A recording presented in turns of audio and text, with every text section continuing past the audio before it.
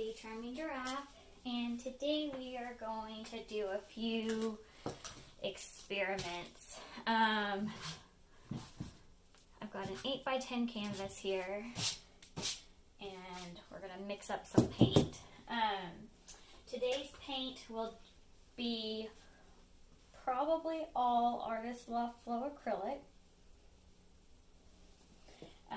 We've got theoretically black, white, red, yellow, blue. That's the plan at least. We'll see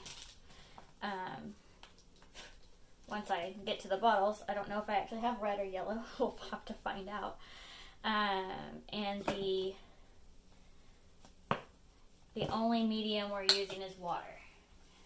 I will locate and link in the description the video. Mixed Media Girl has done this before. She rocks.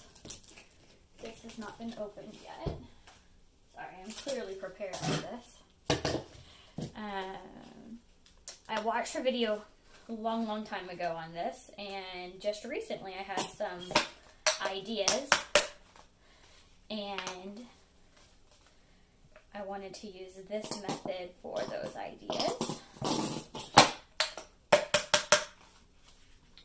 And I never seem to have enough black or white, so we're going to mix up a lot of those, and then I've got smaller containers. These are 5.5 ounce containers for the other colors. So I will go ahead and get started. This will take a second, so I might speed you up through this part. But yeah, all I'm doing is mixing paint and water. I've got a large cup of water here. And it's just tap water. I know some people think you can't use tap. I use tap. So yeah, I'm going to go ahead and get this going, and we'll be back to do the pour.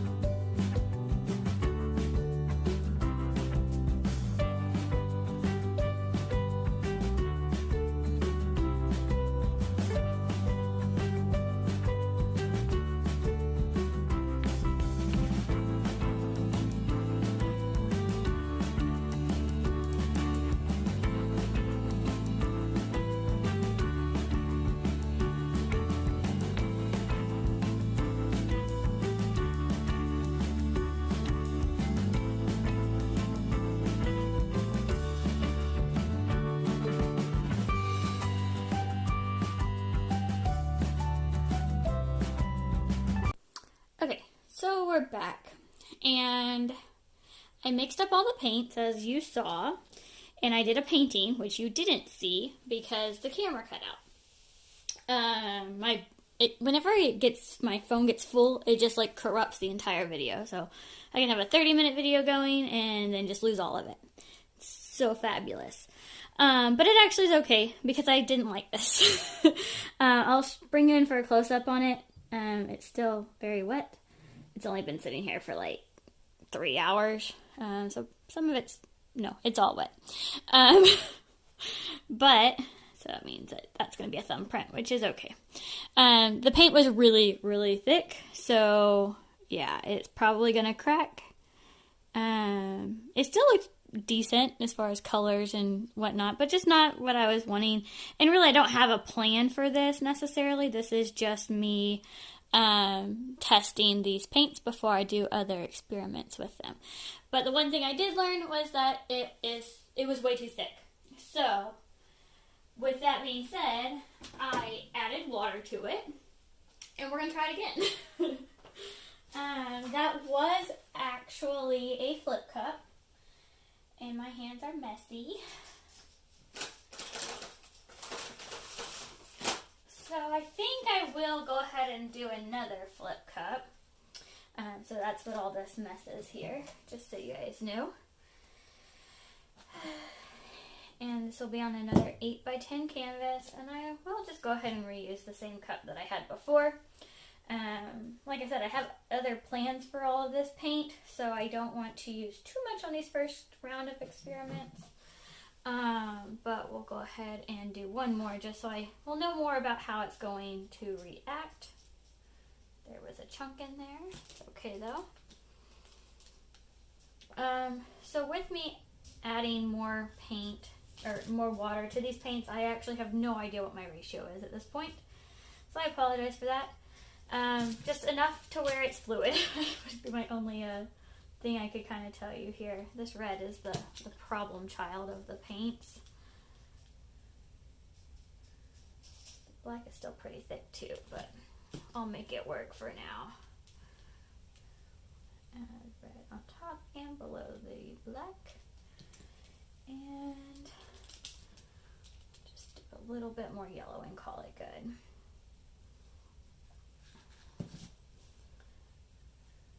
So we'll go ahead and flip it again. Last time I did add a little white to the edges. I'm not going to do that this time. I want to preserve that paint. And let that sit for a second. I let it sit a little bit longer last time because I knew when I was pouring it into the cup how thick it was. And so I knew it would take longer for it to kind of drain down. This is obviously not so much because I added water to it, so it won't take as long. I was also on a bit of a time crunch earlier, so this is better anyway since I'm not on a time crunch anymore. So get some gloves on and see what kind of magic we have here. Alright, here we go. Definitely different from last time. Got some really cool, it's like a huge bubble in the cup. So awesome.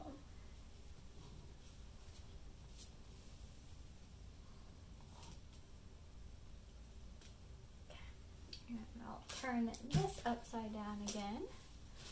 Get some skins out of it. Stubborn bubbles too.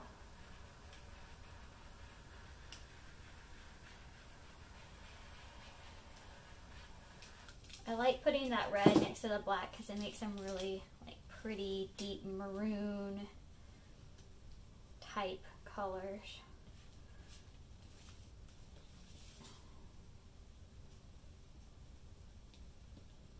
Trying to save some of that yellow, but it doesn't look like it's gonna save.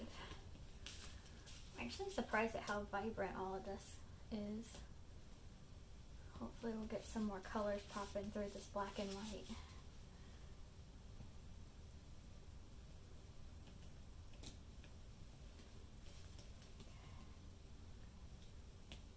Thoroughly impressed. The only thing I can definitely say is there's a lot of chunks, and that's just going to be my poor mixing skills. Alright, let me bring you in for a close-up. Okay, here we are for the close-up. I am definitely pretty thrilled with this one, actually. I'm impressed. I am impressed. I like this side. It's very geode-y, but like rainbowy. Then tons of little red cells. Don't know why red liked to sell in this one. And a few blues over here. So yeah, I love just the contrast from like dark, or from light to dark. I guess dark to light, depending on which way you're looking at it. Okay guys, so I wanted to show you what it looks like dry. So here we are for a dry close-up. Cells just exploded while it was drying, and it did take a very long time to dry because of how cold it was in the studio. But we'll go ahead and do this quick close-up. We've got some blue and yellow cells and that white there, but then all these crazy red cells came up, and then some more blue and yellow. I think it's really unique because it's like blue along this, and then yellow, and then red. Like, it was almost like it was a swipe or something where it like stayed in a line, but it wasn't. It was a flip cup. And then we got all these cells. There is some unique texture to some of this. I don't really know how to describe it. It's almost like crazing, but not exactly. It's just kind of like, I don't know. I don't have a word for it. But yeah, really pretty. So yeah, just want to show you this close up dry, and there you go. I do want to thank you for watching. Don't forget to subscribe, like, and share, and do what makes you happy.